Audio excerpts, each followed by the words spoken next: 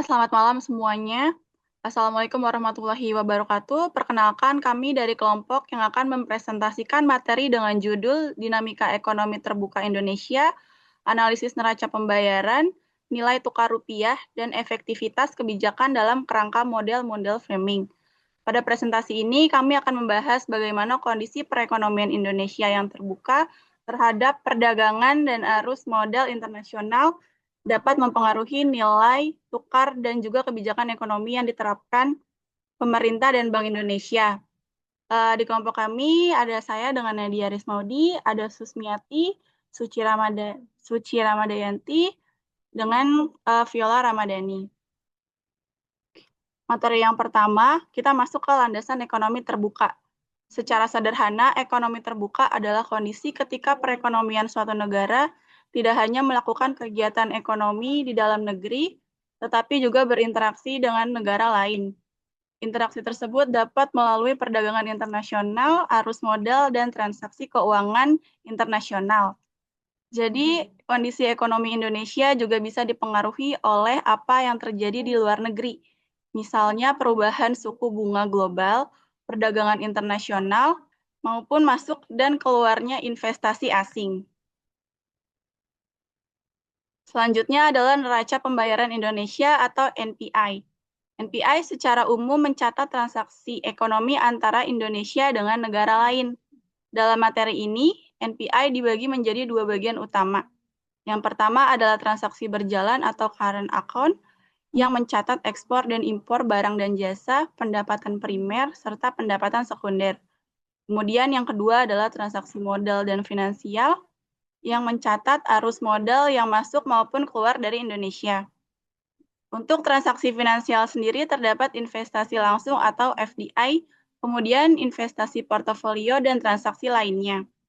Perbedaannya adalah investasi langsung cenderung lebih konsisten, sedangkan investasi portofolio lebih mudah mengalami perubahan karena dipengaruhi oleh suku bunga dan risiko global. Selanjutnya adalah posisi ketahanan eksternal Indonesia.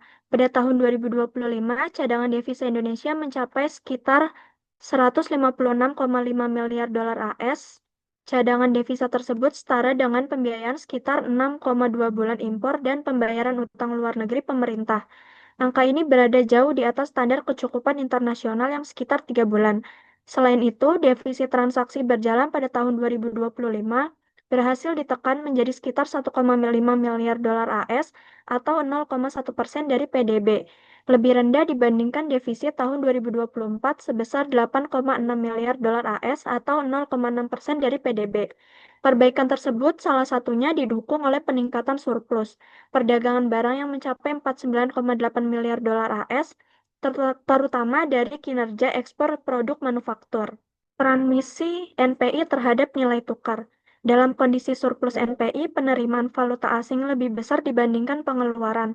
Artinya, pasokan valuta asing di pasar domestik meningkat, sehingga dapat memberikan tekanan apresiasi terhadap nilai rupiah.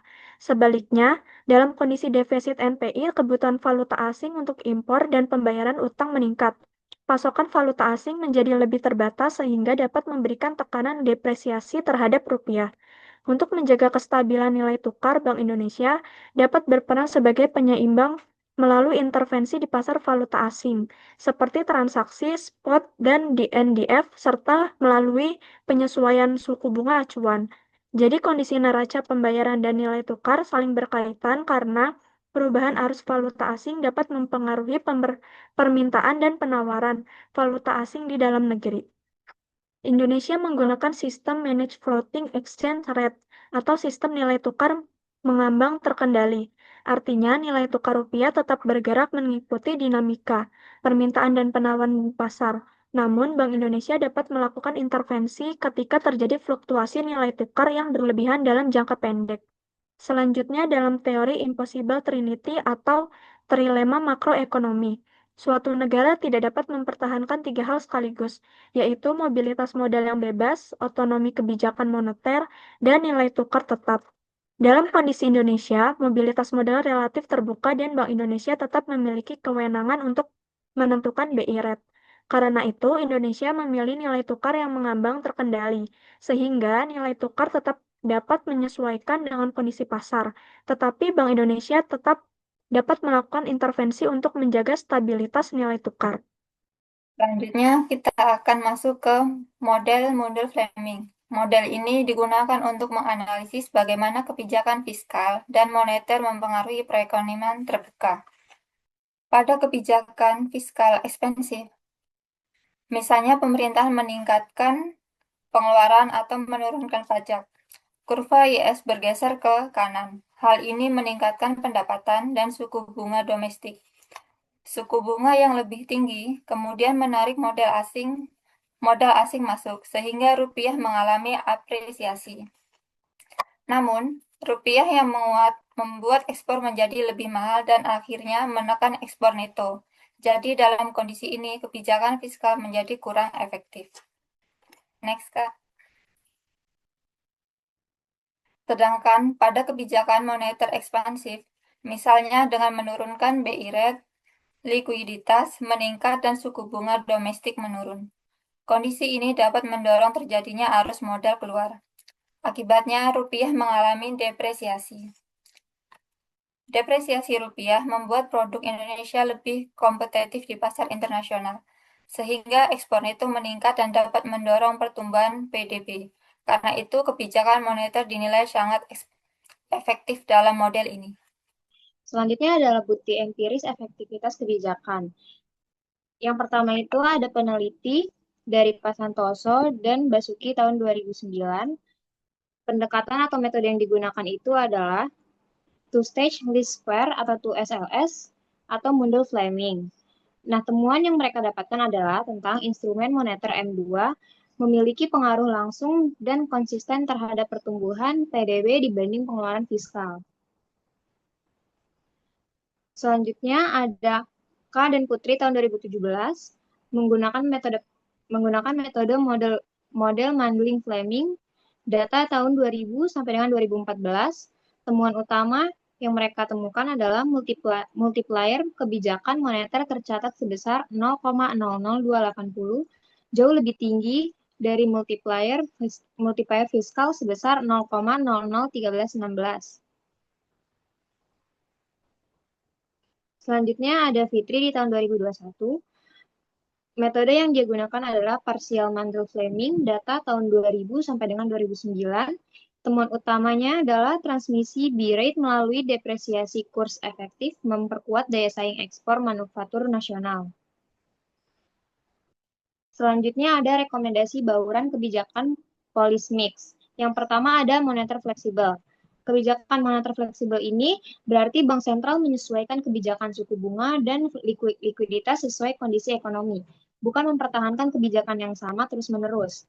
Contohnya adalah saat inflasi tinggi, kebijakan dapat diperketat untuk menekan tekanan harga, dan saat pertumbuhan ekonomi melemah atau inflasi tidak terkendali, kebijakan dapat dilonggarkan untuk mendorong kredit, investasi, dan konsumsi. Selanjutnya juga bisa dilakukan dengan melakukan kebijakan yang memperhatikan stabilitas nilai tukar dan stabilitas sistem keuangan kita. Intinya adalah moneter fleksibel ini bertujuan menjaga keseimbangan antara stabilitas harga dan pertumbuhan ekonomi. Yang kedua ada kebijakan fiskal terarah. Fiskal terarah ini berarti pemerintah tidak memberikan stimulus secara menyeluruh, tetapi mengarahkan anggaran kepada kelompok dan sektor yang paling membutuhkan atau paling produktif. Contohnya adalah bantuan sosial untuk masyarakat yang berpendapatan rendah, subsidi yang tepat sesuai sasarannya, membelanjakan infrastruktur yang produktif yang sering digunakan oleh rakyat, lalu ada insentif pajak yang sektornya strategis, dan dukungan bagi UMKM dan penciptaan lapangan kerja. Maka dengan cara ini itu tentu kebijakan fiskal dapat meningkatkan daya beli dan pertumbuhan tanpa memberikan tekanan berlebihan terhadap inflasi atau defisit negara. Selanjutnya ada pendalaman keuangan. Pendalaman keuangan ini atau financial deepening ini berarti meningkatkan akses, variasi, kualitas, dan penggunaan layanan keuangan dalam perekonomian. Misalnya memperluas akses masyarakat dan UMKM terhadap kredit, mengembangkan pasar modal dan pasar obligasi, memperkuat layanan perbankan digital, dan meningkatkan inklusi keuangan. Nah, tujuannya ini adalah agar ekonomi tidak hanya bergantung pada pembiayaan perbankan atau anggaran pemerintah. Perusahaan dan masyarakat memiliki lebih banyak pilihan untuk memperoleh modal. Intinya, pendalaman keuangan ini itu membuat sistem keuangan mampu menyalurkan dana menyalurkan dana dari pihak yang memiliki dana kepada pihak yang membutuhkan dana secara lebih efektif. Sekian presentasi dari kelompok kami, kurang lebihnya mohon maaf. Wassalamualaikum warahmatullahi wabarakatuh.